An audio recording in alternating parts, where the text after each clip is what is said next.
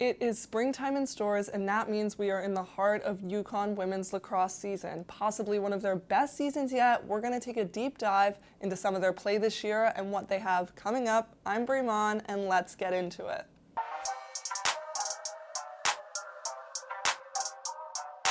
If you know UConn women's lacrosse, you know Sydney Watson. In her 5th year, she just continues to get better. Having insane shot versatility, she scored her 187th goal this weekend, the highest scoring record in UConn program history.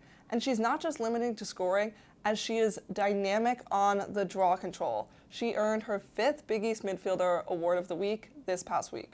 The Huskies are coming off a 14-13 loss against the University of Denver, who tends to be their biggest competition in the Big East. After having lost to them in triple overtime last year, this overtime loss definitely stung a little. One of the things the Huskies do best is draw control.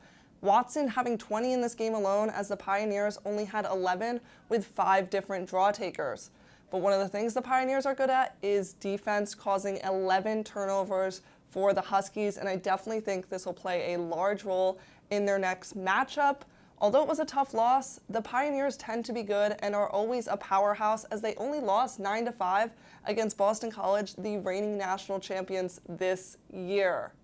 UConn is 10-2 this season, only having lost to number 13 ranked James Madison and University of Denver, who is number 9 ranked. And although Watson is dominating for the Huskies, Kuhn, Schaefer, and Laprise tend to have hat tricks in many games, so their attack is extremely diverse, and it plays a large strength for the Huskies this year. They will face Villanova next, who are coming off 2 Big East losses, but are also dynamic on the draw control, which will pose as an interesting challenge for Watson. One of the things that I think fans would love to see for the Huskies is some out-of-conference play. As they're ranked 16th this season, their highest ranking, this might be one of their most versatile lineups yet. And although we think of North Carolina, Syracuse, Maryland as these powerhouse, well-known women's lacrosse schools, UConn is right up there with them, and Charlotte North is not too far up north, so I definitely think people would love to see a Battle of New England soon. But usually they just face those big names in the tournament, and although UConn fell in the first round last year against Virginia, definitely with having such a better record this year and possibly a higher ranking, they can definitely make it further, but we will just have to see. That's all for UConn women's lacrosse. Their next game will be on Saturday against Villanova.